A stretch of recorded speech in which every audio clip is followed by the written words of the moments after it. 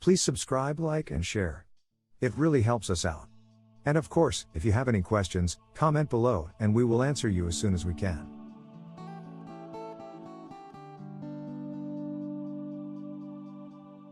Welcome to another video in our series on IGCSE Geography.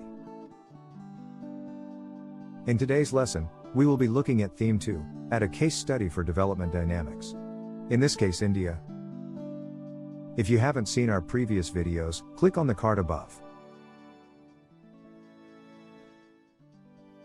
India is a developing country that has been influenced by globalization, especially in terms of its economic development. However, globalization has also had negative effects on India. So, what is the significance of India? India is a rapidly developing nation with growing global significance. Currently, it is one of 4 emerging economies, out of Brazil, Russia, India, and China, that could potentially overtake the USA in terms of its global importance in the future. Let's first look at the social aspects of this development. India has the second largest population in the world, 1.39 billion people. By 2030, 7 of India's cities are projected to have a population greater than 10 million people, classed as a megacity. There are already 5 megacities in India: New Delhi, Mumbai, Kolkata, Bengaluru, and Chennai. 74.4% of India's population is literate, though urban literacy rates are higher than rural rates. Some rural villages can be very isolated from services and may have no access to education, so agricultural work is usually the main source of income here. Moving on, the political aspects.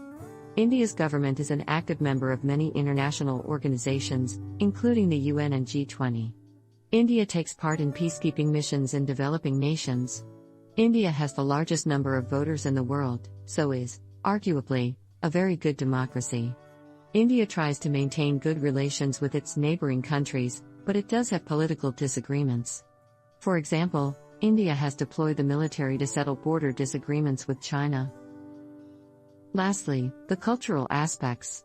India's culture is rich and distinct, causing 10 million tourists to visit every year. India is home to the Taj Mahal, one of the 7 wonders of the world. It is a huge tourist destination. Bollywood, or Hindi cinema, is one of the largest film industries in the world, making twice as many films as Hollywood. India is home to 4 major religions: Hinduism, Buddhism, Jainism, and Sikhism, though the majority of people practice Hinduism. Religion is very important to India's culture. India has the 5th largest economy in the world, with GDP, gross domestic product, rising steadily for the last 20 years. GDP is the value of any goods, products, or services made or conducted in a country. This increased rate of economic growth is largely due to India's trade becoming more globalized, more businesses are trading internationally, and India's lifestyle is influenced by other countries' lifestyles and technology. Let's look at the many ways that India is becoming globally involved. First, globalization. Globalization can affect many different aspects of life in India, but it especially benefits the social and economic aspects of life. However, globalization can come at a cost to some communities and the environment. There are many examples of globalization in India. You should try to learn at least 3 examples, including both positive and negative effects. India is home to many international companies' offices, especially call centers and customer support. Businesses, such as British Telecom, Microsoft, and Barclays have hired other Indian companies to set up their customer support call centers. This is called outsourcing, and India is a good choice for many TNCs, short for transnational companies, to outsource work to because 1. India's second most spoken language is English, so many graduates are well spoken in English and so can communicate easily with customers. 2. India has a lower minimum wage than the UK, so businesses can reduce costs. 3. There is a large working population in India, especially young people moving from rural areas. TNCs are investing in shops and restaurants in India. Because there is a growing population of working and middle-class people to who they can sell their goods.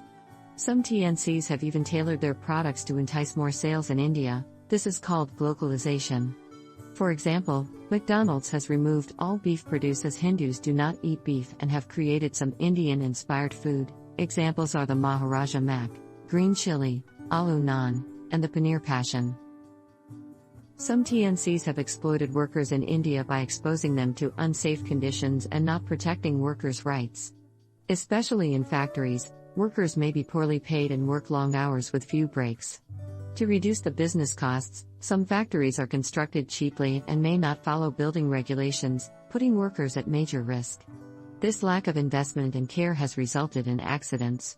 For example, 4 people died when a roof collapsed on a factory in New Delhi in December 2020, and over 20 people died in North India when there was an explosion in an illegal fireworks factory in 2019. TNCs create job opportunities in cities, which attracts young people to migrate there from rural locations. Therefore, globalization in the cities of India is causing migration from rural to urban areas. This has mixed impacts on India. Firstly, the benefits. Some young people don't wish to live and work in rural areas, due to limited infrastructure, poor internet, and the self-reliant, subsistence farming lifestyle. This is where you grow what you eat. Rural India relies heavily on agriculture for jobs and income. If you don't wish to be a farmer, there are few alternatives for jobs in the rural regions. By moving to the city, young people can attend further education, like universities, so they can earn a higher wage in a skilled job. Now the costs.